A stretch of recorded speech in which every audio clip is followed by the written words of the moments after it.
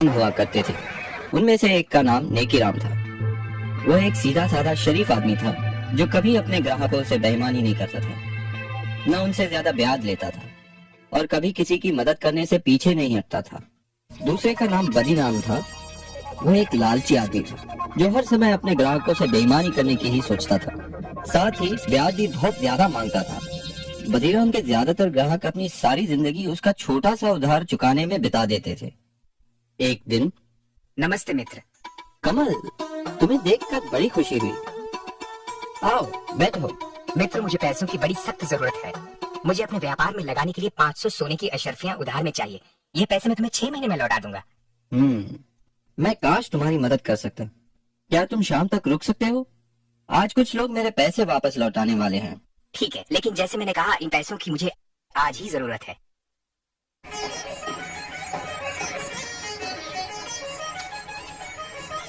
मित्र, क्या 300 सोने की अशर्फियों से तुम्हारा काम बन जाएगा? मैं सिर्फ इतने का ही इंतजाम कर पाया। बाकी की रकम मैं तुम्हें अगले हफ्ते तक दे दूंगा। नेकीराम, मुझे आज रात ही जयपुर के लिए रवाना होना है और अगर पैसे ना मिले तो मैं बर्बाद हो जाऊंगा। मेरा सब कुछ दांव पे लगा है। ठीक है, मैं कुछ सोच के बताता हूँ। हाँ, बदीराम बगल में ही है। मैं उसे काफी सालों से जानता हूँ। वो भी एक महाजन है। मैं तुम्हारे लिए उससे पैसे उधार लेता हूँ। मेरा मित्र कमल जयपुर से आया है। मैं उसे बचपन से जानता हूँ। उसे पैसों की सख्त जरूरत है। मुझे 200 सोने की अशर्फियों की जरूरत है। यह रकम मैं 6 महीने में वापस लौटा दूंगा। ठीक है नेकीराम, क्योंकि मैं तुम्हें जानता हूँ, मैं तुम्हें ये उधार दूंगा, लेकिन मेरी 2 शर्तें हैं। एक, इस रकम पे 50 सोने की अशर्फिया का ब्याज होगा, और दूसरी ये कि अगर तुम 6 महीने में मेरी ये पूरी रकम नहीं लौटा सके तो तुम्हें मुझे अपने जिस्म का 1 सेर मांस देना होगा। मेरे जिस्म का 1 सेर मांस? ओह, ठीक है, मेरे मित्र को इस रकम की सख्त जरूरत है, तो मैं तुम्हारी ये शर्त मंजूर करता हूँ, क्योंकि मुझे यकीन है कि मेरा मित्र मुझे धोखा नहीं देगा और मेरे पैसे जरूर लौटाएगा और मैं तुम्हारी इस शर्त से बच पाऊंगा।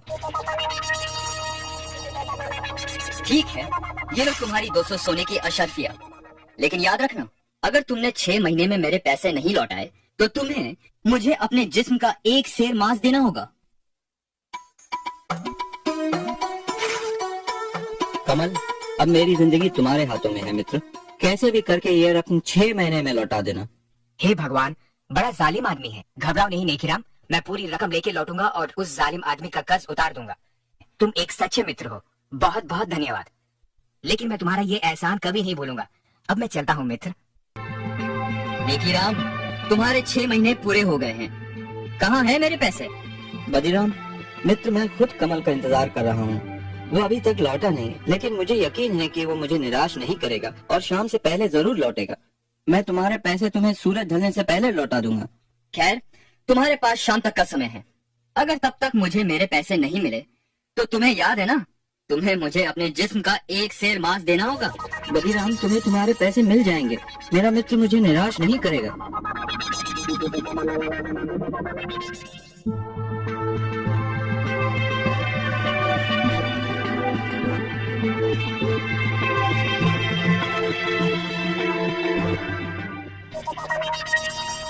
नेकीराम, कहाँ हो तुम? बदीराम, मैं अभी तुम्हें ही मिलने आ रहा था। कमल अब तक लौटा नहीं। जरूर कुछ समस्या हो गई होगी। वो 1-2 दिन में जरूर लौटेगा, नहीं तो खुद मैं जयपुर जाकर उसका पता लगाऊंगा। मुझे सिर्फ कुछ दिनों की मोहलत और दे दो। बिल्कुल नहीं, मैं अब तुम्हें और मोहलत नहीं दे सकता। या तो तुम मुझे मेरे पैसे वापस लौटाओ या फिर शर्त के मुताबिक अपने जिस्म का 1 सेर मांस मुझे दो। बदीराम, मुझ पे रहम करो। अगर तुम मेरे जिस्म का 1 सेर मांस काटोगे तो मैं मर जाऊंगा। मैं तुम्हारे पैसे लौटा दूंगा। मुझे सिर्फ थोड़ी सी मोहलत और दे दो। अब कोई फायदा नहीं, या तो पैसे दो या फिर अपने जिस्म का 1 सेर मांस।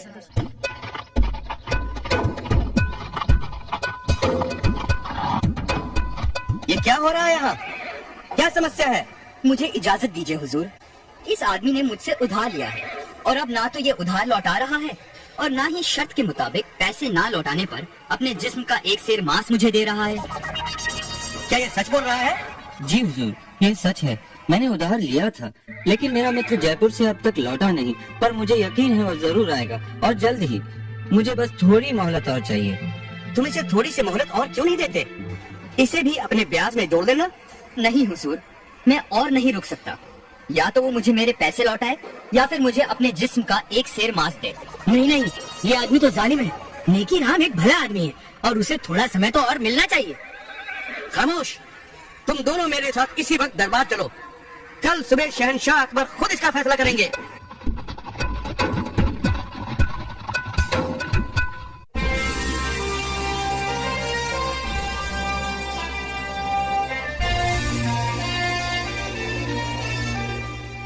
इसलिए मैं इन्हें यहाँ ले आया हुजूर। बीरबल, अब तुम ही ये मामला सुलझाओ। हुजूर, मेरा नाम कमल है, नेकीराम का मित्र, जिसकी वजह से ये समस्या खड़ी हुई है। मुझे शहर से लौटते हुए जरा देर हो गई, लेकिन मैं बदीराम के पूरे पैसे लाया हूँ। बदीराम, तुम्हें तुम्हारे पैसे वापस मिल गए, तो मेरे ख्याल से ये मसला अभी सुलझ गया है।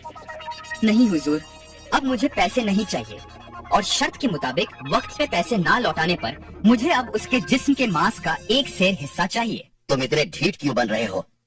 पैसे लौटाने में सिर्फ एक दिन की ही तो देरी हुई है। हुजूर, ये बात है वादा करके उसे निभाने की, लेकिन क्योंकि मैं आपके सामने खड़ा हूँ, इसलिए अगर ये अपना व्यापार बंद करके ये शहर छोड़ दे तो मैं उसका एक सेर मांस नहीं लूंगा। हुजूर, ये शहर मेरा घर है।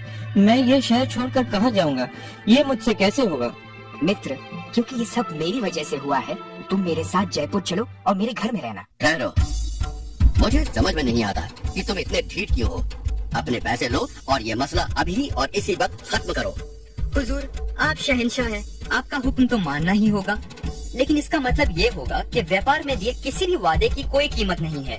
लेकिन अगर फिर भी आप यही चाहते हैं तो हुजूर, तुम नेकीराम के जिस्म का एक सेर मांस काट सकते हो, अगर यही तुम्हारी जिद है तो। सिपाही, इन्हें अपनी तलवार दो।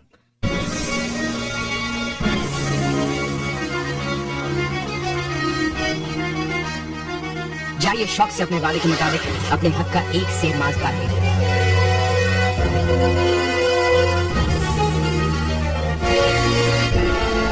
रुको, याद रखना, वादे के मुताबिक तुमने सिर्फ एक सेर मांस की ही मांग की है, लेकिन अगर तुम एक बूंद भी खून बहाओगे तो तुम्हें उसके बदले में हमें अपना खून देना होगा। खून? पर लेकिन ये कैसे हो सकता है?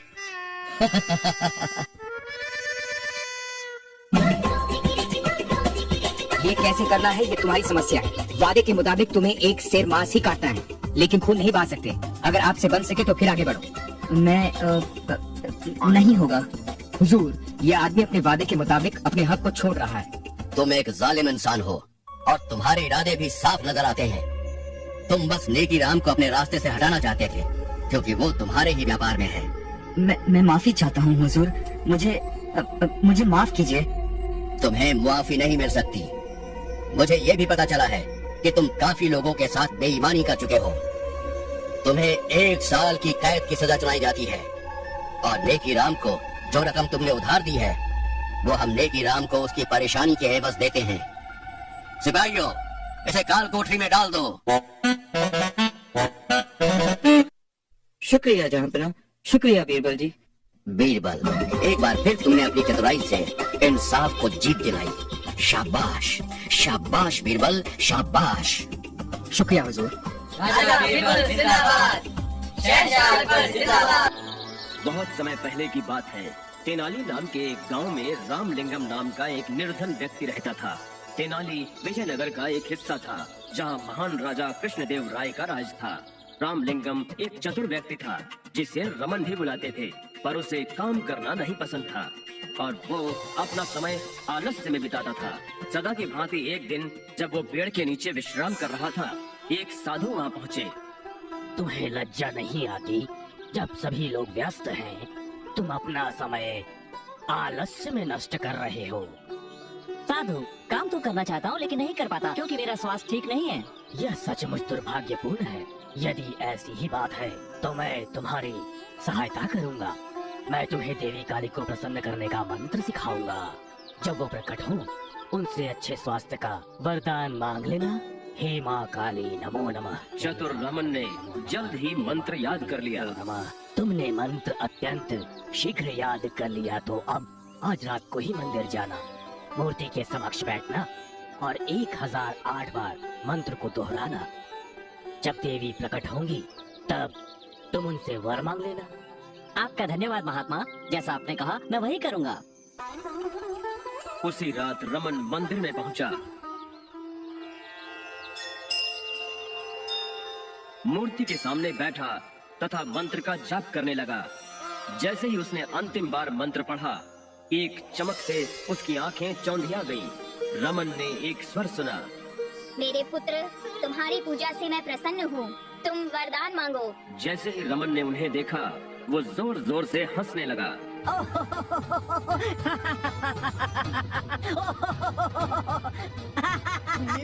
देवी क्रोधित हो गई। तुमने मुझ पर हंसने का साहस कैसे किया? क्षमा करें माता, जब मुझे सर्दी होती है तो एक नाक होने पर भी मैं उसका बहना नहीं रोक पाता। आपकी तो 10 नाक है, आपको सर्दी होने पर आपकी क्या दशा होती होगी? देवी को ये अत्यंत मनोरंजक लगा। ये सचमुच हास्यपूर्ण है। तुम एक चतुर एवं साहसी व्यक्ति हो। तुम सदा लोगों का मनोरंजन करने में सफल होगे। अब से तुम्हें विकट कवि के नाम से बुलाया जाएगा। धन्यवाद माता। विकट कवि दोनों ओर से एक जैसा लिखा जाता है, उल्टा सीधा एक समान। किंतु इस वरदान से अन्य लोग प्रसन्न होंगे। मुझे इससे क्या लाभ होगा देवी? तुम एक साहसी एवं मुंहफट व्यक्ति हो। मुझे अच्छा लगा। मैं तुम्हें अपने 2 सबसे प्रसिद्ध वर में से एक देती हूँ। ठीक है, जो तुमने कहा वो सत्य है पुत्र। अतः तुम एक और वरदान के अधिकारी हो। रमन ने माँ काली के हाथ में 2 कटोरे देखे। सोने के इस कटोरे में रमन, ज्ञान तथा विवेक का मीठा दूध है, तथा इस हीरे जड़ित कटोरे में वैभव तथा धन की खट्टी दही है। इनमें से एक तुम्हारा होगा। तुम किसी एक को चुन लो। मुझे दोनों ही चाहिए।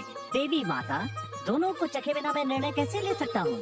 तुम्हारी बात सत्य है। बिना सोचे देवी ने दोनों कटोरे दे दिए। ये समझने के पहले ही कि क्या हो रहा है, रमन ने दोनों कटोरों का घोल पी लिया। देवी फिर क्रोधित हो गयी, परंतु रमन ने विनम्रता से सिर झुका लिया। ओह माता, कृपया मुझे क्षमा करें। आप जानती हैं कि एक के बिना दूसरा व्यर्थ है। आनंदमय जीवन के लिए मेरे पास दोनों होने चाहिए। देवी शांत हो गई। अब जबकि तुम्हारे पास दोनों वर हैं, तुम अत्यंत चतुर एवं संपन्न होगे। ये शब्द कहकर माँ काली अंतर्ध्यान हो गई। रमन बहुत प्रसन्न हुआ तथा घर लौट आया। ये तेनाली का गांव मेरे जैसे व्यक्ति के रहने योग्य नहीं है।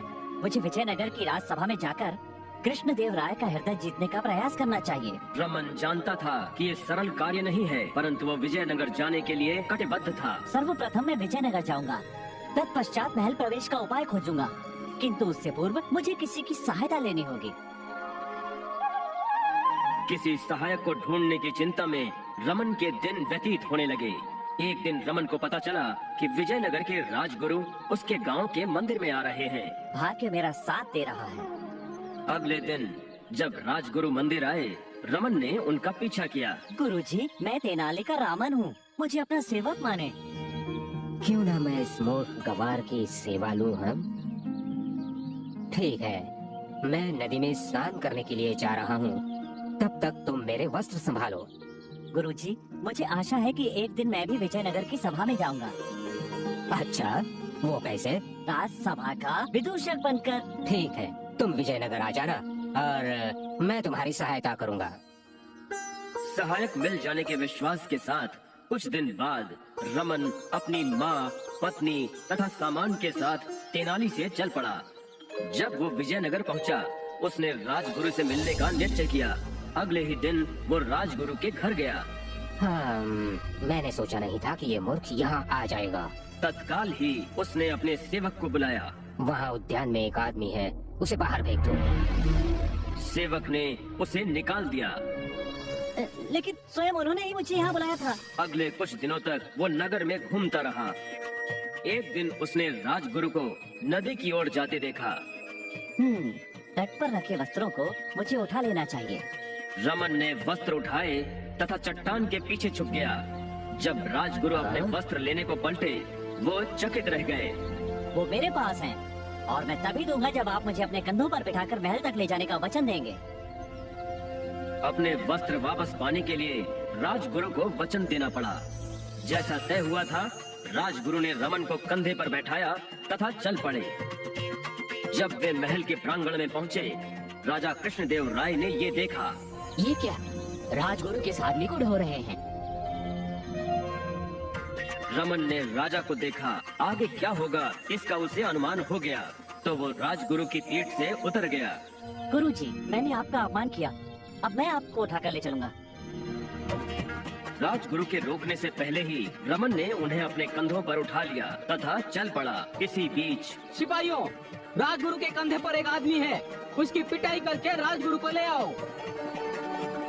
रक्षक, जो एकदम नया था, अपनी स्वामी भक्ति दर्शाना चाहता था, अतः उसने राजगुरु को घसीटा, उनकी पिटाई की तथा रमन को सम्मान के साथ ले आया। राजा रमन को देखकर अचंभित हो गए।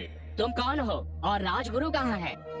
राजसभा में आने के लिए मैंने ये उपाय किया। रमन ने पूरी कथा कह सुनाई। राजा को निडर, साहसी तथा बातूनी रमन अत्यंत पसंद आया। रमन, तुमने कोई अपराध नहीं किया। मैं अभी से तुम्हें इस सभा का विदूषक नियुक्त करता हूँ। मैं आपका आभारी हूँ महाराज। चोर पे मोर। राज्यसभा का विदूषक रमन अब राजा को प्रसन्न करना चाहता था, अतः वह सुबह अपने घर से जल्दी निकल जाता था तथा रात को देर से लौटता था। एक बार चांदनी रात में जब वो वापस घर लौट रहा था, मुझे अपने खेतों एवं पौधों को पानी देने का समय नहीं मिलता। कल ये कार्य अवश्य करूँगा। अकस्मात रमन चौंक गया। उसका ध्यान पेड़ों के पीछे गया, जहाँ दो काली छायाएं छिपी थी।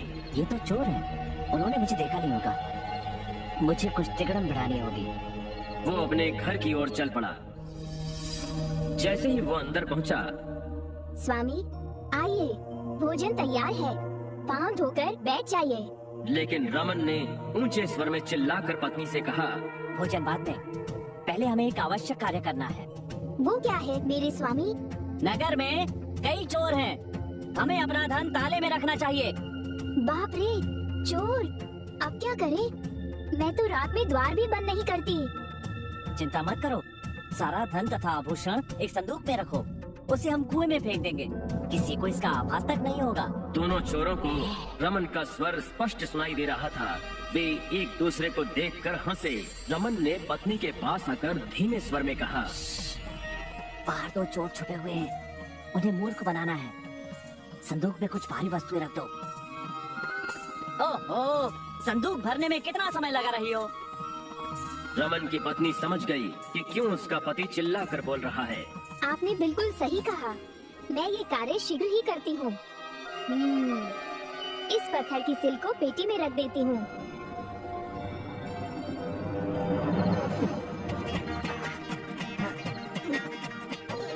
अब रमन ने पेटी को घसीटा तथा उसे कुएं में फेंक दिया।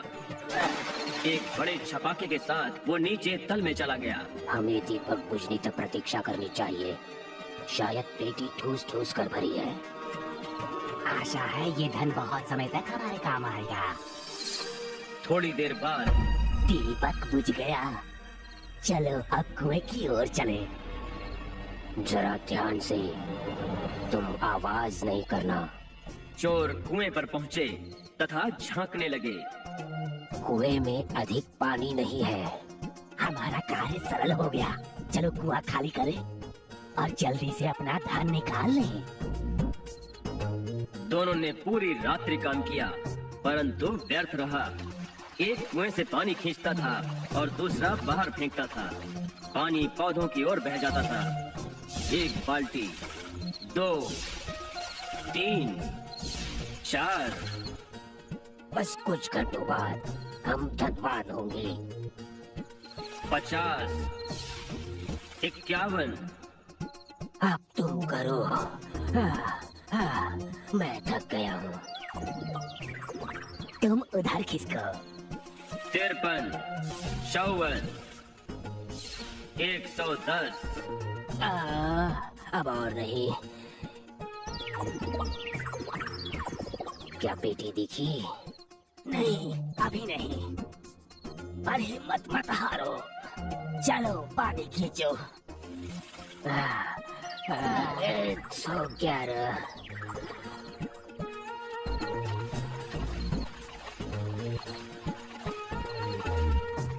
भोर से कुछ पहले रमन तथा उसकी पत्नी ने देखा कि खेत में भरपूर पानी हो गया है।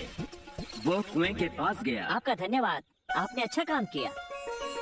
चोर अचंभित रह गए जब उन्होंने स्वर सुना। भागो भागो, पीछे मत देखो वरना हम लोग तो भागो। ओ प्रिय, देखो वो कैसे भागे। ठीक है, चलो अब चलें। मुझे राज्यसभा में जाना है। बाद में रमन ने राज्यसभा में पूरा वृत्तांत राजा को सुनाया। न केवल तुमने उन्हें मूर्ख बनाया बल्कि अपना काम भी कराया। तुम कितने चतुर हो। अपनी रसपूर्ण कथाओं से मनोरंजन करने के लिए राजा ने रमन को सोने के सिक्कों की थैली भेंट की। सोने के सिक्कों की दूसरी थैली। अतुलनीय चतुराई। ये घटना बताती है कि रमन कितना चतुर था। एक दिन वाराणसी का एक प्रसिद्ध विद्वान राजा कृष्णदेव राय की सभा में आया। हे महाज्ञानी, हम आपका स्वागत करते हैं। आपके आगमन से हम सम्मानित हुए। धन्यवाद महाराज। आपकी सभा के सभी विद्वानों को उनके चुने हुए किसी भी विषय में शास्त्रार्थ की मैं चुनौती देता हूँ। शास्त्रार्थ से हमारी सभा का सम्मान बढ़ेगा। संध्या के समय जब राजा अकेले थे, महाराज, पंडित अत्यंत निपुण है। इस धरती पर ऐसा कोई भी नहीं है जो उसे चुनौती दे सके। आपका तात्पर्य ये कि शास्त्रार्थ में कोई भी उसका सामना नहीं कर सकता? जी महाराज, इस पंडित के हाथों मैंने कई विद्वानों को पराजित होते देखा है। अकस्मात उससे मैं शास्त्रार्थ करूंगा। परंतु रमन, विद्वता एवं चतुराई दोनों भिन्न बातें हैं। तुम्हें स्वयं पर विश्वास है? जी हाँ महाराज। नहीं महाराज, इससे तो केवल सभा का अपमान ही होगा। देखते हैं। आप कल होने वाले शास्त्रार्थ की तैयारी करें। अगली संध्या को महाराज, मैं तैयार हूँ। विद्वान कहाँ है? वो रहा, अपने शिष्य के साथ आ रहा है। ये सारी की सारी पुस्तकें यहाँ रख दो। हे विद्वान महाशय, शास्त्रार्थ आरंभ करें। मैं तैयार हूँ। क्या मैं आपसे शास्त्रार्थ का विषय जान सकता हूँ? किसी सरल विषय से आरंभ करते हैं। तिलक हस्त महिष बंधन, ठीक है? क्या तिलक अष्ट? मैंने यह कभी नहीं सुना। क्षमा चाहता हूँ, परंतु आज तक ऐसे किसी ग्रंथ के बारे में मैंने नहीं सुना। क्या कहा? आपने कभी नहीं सुना? आश्चर्य महाशय, हमारे नगर के तो चरवाहे भी इसके विषय में जानते हैं। यदि मात्र चरवाहे तक यह जानते हैं जो मैंने कभी नहीं सुना, तो यह विद्वान तो कितना अधिक निपुण होगा। मुझे पराजय स्वीकार है। उद्दंडता को क्षमा करें। वो विद्वान राज्यसभा छोड़कर चला गया। मैं तुम्हारा आभारी हूँ। तुमने हमारी नाक रख ली रमन। उस ग्रंथ के विषय में मुझे भी जानना है। मैंने भी पहले कभी इस ग्रंथ के विषय में नहीं सुना है। रमन ने गठरी खोली तथा बताया, ये है तिलक हस्त। तिल के पौधों की डंडियाँ, इन डंडियों को मैंने महिष बंधन से बांधा हुआ है, जिसका अर्थ है भैंसों को बांधने वाली रस्सी। सरल है कि नहीं? रमन, तुमने हमारा सम्मान बचाया। गुरुजी, जैसे मैं आपकी विद्वता का सम्मान करता हूँ, वैसे ही रमन की चतुराई का भी सम्मान करता हूँ। निस्संदेह महाराज। परंतु राजगुरु रमन से बदला लेने का अवसर ढूंढ रहे थे। राजा ने रमन को फिर सोने के सिक्कों से भरी थैली भेंट की। तीसरी थैली। एक अन्य घटना में रमन ने पुनः अपनी बुद्धि का परिचय दिया। एक बार एक जादूगर राज्यसभा में आया। महाराज, मैं एक जादूगर हूँ और इस विद्या में निपुण हूँ। मैं चुनौती देता हूँ, मुझे कोई हरा नहीं सकता। ये सुनकर राजा अत्यंत क्रोधित हो गए, परंतु अतिथि का सम्मान करने की परंपरा थी, अतः राजा ने स्वयं पर नियंत्रण रखा। क्या यहाँ कोई मेरी चुनौती स्वीकार करेगा? सर्वत्र शांति छा गई थी। चुनौती स्वीकारने को कोई तैयार नहीं था। यहाँ तक कि राजगुरु भी चुप थे। मुझसा योग्य कोई नहीं। मैं आपकी चुनौती स्वीकार करता हूँ। राजा संतोष पूर्वक मुस्कुराए। मैं तैयार हूँ। ठीक है, तो मैं आंखें बंद करके एक क्रिया करूँगा। आपको वही क्रिया आंखें खोलकर करनी होगी। क्या आप तैयार हैं? हाँ, मुझे स्वीकार है। चलो। रमन ने द्वार रक्षक को बुलाया और उसके कान में कुछ कहा। रक्षक बाहर गया तथा कुछ रेत लेकर आया। रमन ने आंखें बंद की तथा आंखों पर रेत गिराई। फिर उसने अपना मुख साफ किया तथा आंखें खोली। ठीक है ना? अब तो आप समझ गए होंगे। अब आंखें खुली रखकर यही क्रिया आप कीजिए। जादूगर ये देखकर सचमुच चकित रह गया। क्षमा कीजिए, मैं पराजय स्वीकार करता हूँ। किसी के लिए भी ऐसा करना असंभव है। पराजय स्वीकार करके जादूगर सभा से चला गया। रमन, तुम्हारा कोई सानी नहीं है। ये सिक्कों की थैली तुम्हारी है। धन्यवाद महाराज। 7वीं थैली। रमन और उसका घोड़ा। एक बार एक अरब का व्यापारी राजा कृष्णदेव राय की सभा में आया। जापना, मेरे पास कुछ ताकतवर तेज रफ्तार अरबी घोड़े बिकाऊ हैं। ये दुनिया के सबसे बेहतरीन घोड़े हैं। मैं यकीन दिलाता हूँ कि आपको इनसे बेहतरीन घोड़े और कहीं भी नहीं मिलेंगे। चलो देखते हैं, यदि हम संतुष्ट हुए तो सभी घोड़े खरीद लेंगे। अगले दिन राजा ने घोड़ों का निरीक्षण किया और व्यापारी से घोड़े खरीद लिए। राजा ने सोचा कि इतने सारे घोड़ों को सिखाना कठिन कार्य होगा, अतः उन्होंने एक उपाय सोचा। प्रत्येक परिवार को एक घोड़ा दिया जाए। उन्हें घोड़े की देखभाल करनी होगी। मैं घोड़े के पोषण के लिए प्रतिमाह 3 सोने के सिक्के दूंगा। 3 माह के पश्चात मैं घोड़े का निरीक्षण करूंगा। प्रत्येक परिवार को एक घोड़ा और 3 सोने के सिक्के मिले। तेनाली रमन को भी एक घोड़ा मिला। वो घोड़े को अपने घर ले गया और पिछवाड़े में उसने एक छोटी सी खिड़की वाली घुड़साल बनाई। उसने घोड़े को वहाँ बंद कर दिया। प्रतिदिन वो थोड़ा सा चारा खिड़की से डाल देता, जबकि अन्य लोगों ने अच्छी देखभाल की। यहाँ तक कि कुछ ने तो राजा को प्रसन्न करने के लिए उन 3 सोने के सिक्कों के अतिरिक्त अपने पास से भी धन लगा दिया। घोड़े तो बलवान हो गए, परंतु लोग निर्बल हो गए। कुछ समय व्यतीत हुआ। 3 मास हो चुके हैं। मैं घोड़ों को देखना चाहता हूँ। सभी से कहो कि वो अपने घोड़े ले आए। अगले दिन तेनाली रमन के अतिरिक्त सभी अपने घोड़े के साथ आए। रमन, तुम अकेले खड़े हो, घोड़ा कहाँ है? हे महाराज, वो एक बहुत ही भयानक पशु है। मैं उसके समीप नहीं जा सकता। राजगुरु बदला लेने के लिए ऐसे ही अवसर की प्रतीक्षा में थे। महाराज, ये झूठ बोल रहा है। घोड़ा इतना बिगड़ैल भला कैसे हो सकता है? क्या ये सत्य है? हे महाराज, मुझे दुख हुआ। यदि आपको मुझ पर विश्वास नहीं है तो राजगुरु को मेरे साथ भेजकर निरीक्षण करवा लें। गुरुजी, जाइए और घोड़े को ले आइए। मैं अभी जाता हूँ महाराज। अगर घोड़ा वहाँ पर है तो मैं स्वयं वहाँ जाकर उसे लेकर आता हूँ। रमन राजगुरु को लेकर घुड़साल में गया। मूर्ख मानव, इस कोठरी को तुम घुड़साल कहते हो? क्षमा करें गुरुजी, मैं आपकी तरह विद्वान नहीं हूँ, अतः मुझे इसका ज्ञान नहीं है। चलो घोड़ा दिखाओ। इस ओर गुरुजी, आप उसे छेद में से देखें, परंतु ध्यान रहे बाद में मुझे दोष मत देना। जैसे ही राजगुरु ने अपना सिर खिड़की के अंदर किया, भूखे पशु ने चारा समझकर उनकी दाढ़ी पकड़ ली। सहायता करो, मुझे समीप आने में डर लगता है। मैंने कहा था ना। चीखना चिल्लाना सुनकर लोग ये जानने के लिए इकट्ठा हुए कि क्या हुआ है। हमें दीवार तोड़नी होगी और कोई चारा नहीं है। तब देर किस बात की है? चलो दीवार तोड़े। जब दीवार तोड़ी गई तब घोड़ा बाहर आया, परंतु दाढ़ी नहीं छोड़ी।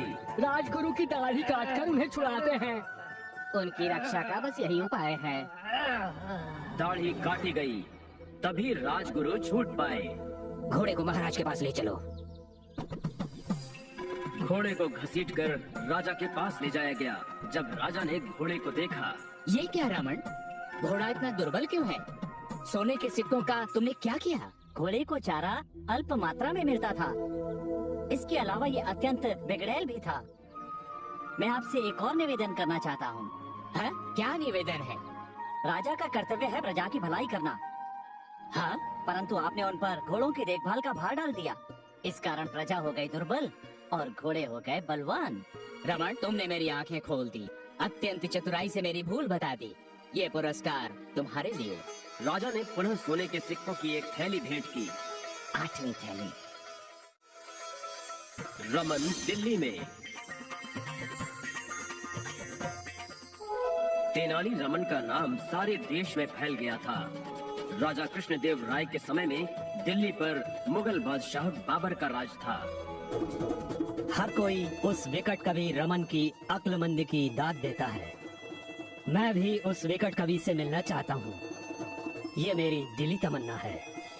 एक दूत को बुलाया गया। ये खत ले जाकर विजयनगर के राजा कृष्णदेव राय को दो। दूत विजयनगर पहुंचा। ये क्या है? मुझे दिखाओ। अच्छा, ये तो निमंत्रण पत्र है। रमन, तुमने विजयनगर का सम्मान बढ़ाया है। बादशाह ने तुम्हें दिल्ली आने का निमंत्रण दिया है। बादशाह बाबर से मिलने की तैयारी करो। तुम हमारे विदूषक हो। सोने के सिक्कों की भेंट लेकर आना। राजा कृष्णदेव राय से आज्ञा पाकर रमन विजयनगर से चला। कुछ दिनों बाद रमन दिल्ली पहुंचा। बाबर को रमन के आगमन की सूचना मिली। रमन यहाँ बस आता ही होगा। वो जब यहाँ आएगा तब कोई भी नहीं हंसेगा। अगर कोई हंसा तो उसका नतीजा भुगतना होगा। रमन का भव्य स्वागत हुआ। खुशामदीद रमन। धन्यवाद। मेरा प्रणाम स्वीकार करें जहाँपना। ये भेंट हमारे महाराज की ओर से है। और उसके बाद घोड़ा उछलने लगा। कच्चा पापड़ पक्का पापड़, कच्चा पापड़ पक्का पापड़, कच्चा पापड़ पक्का पापड़। उसने बहुत कोशिश की पर सब बेकार। रमन का दिल टूट गया। उसे दुख हुआ कि सिक्कों की थैली के बिना ही उसे राजा कृष्णदेव राय के सामने जाना होगा। सारी रात वो बाबर का हृदय जीतने के विषय में सोचता रहा। अगले दिन सदा की तरह बाबर अपने घोड़े पर घूमने निकले। रास्ते में उन्होंने एक बूढ़े आदमी को भूमि खोदते देखा। सुनिए बुजुर्ग, इस उम्र में आप खुद को इस तरह क्यों थका रहे हैं? जहाँपना, मैं इमली का पौधा लगा रहा हूँ। बाबर ये सुनकर हैरान हुए। पागल हो गए हो क्या? क्या तुम्हें ऐसा लगता है कि इसमें फल आने तक तुम जिंदा रह पाओगे? जहाँपना, मैं जो आज भोग रहा हूँ वो मेरे पुरखों का दिया हुआ है। मेरी अगली पीढ़ी इस पेड़ के फल खाएगी जो मैं आज बो रहा हूँ। हाँ, तुम्हारा कहना एकदम सही है। सोने की मोहरों की यह थैली ले लो। ये तुम्हारी बात की सच्चाई के लिए है। शुक्रिया हुजूर। हर एक व्यक्ति को अपने पेड़ों के फल के लिए वर्षों तक इंतजार करना पड़ता है, पर मुझे तो अपने पेड़ का फल पहले ही दिन मिल गया।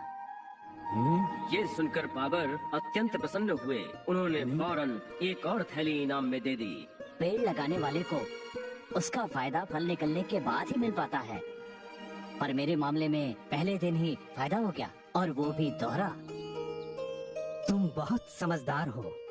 एक थैली और लो। शुक्रिया हुजूर। बाबर ने घोड़ा बढ़ाया पर फिर रोक लिया जब उन्होंने एक स्वर सुना। रुकिए, रुकिए जहाँपना। किसने पुकारा? ये देखने को बाबर मुड़े। पीछे मुड़ते ही वो अचंभित हो गए। उन्होंने बूढ़े आदमी को नकली दाढ़ी उतारते हुए देखा। वो अन्य कोई नहीं, रमन था। बाबर लौटे और उसके पास आए। रमन, तो अभी तक तुम मुझसे बातें कर रहे थे? जी हाँ जहाँपना, वो मैं ही था। मेरे राजा ने मुझे आपसे सोने के सिक्कों की एक थैली लाने को कहा था, लेकिन मैंने आपसे 3 थैलियां पाई। तुम काबिले तारीफ हो रमन। ये लो, और अब तुम्हारे पास सोने के सिक्कों की 4 थैलियां हो गई। मैं चलता हूँ, क्योंकि मेरे पास जितनी थैलियां थी वो मैं तुम्हें दे चुका। शुक्रिया जहाँपना। अब दिल्ली से वापस जाने की आज्ञा चाहता हूँ। जैसी तुम्हारी मर्जी रमन। अपने राजा को मेरा सलाम कहना। अनुमति लेकर रमन ने दिल्ली से प्रस्थान किया और विजयनगर पहुंचा। और रमन, तुम्हारा स्वागत है। क्या तुम्हें बादशाह से पुरस्कार मिला? जी हाँ महाराज, मैंने एक नहीं 4 थैलियां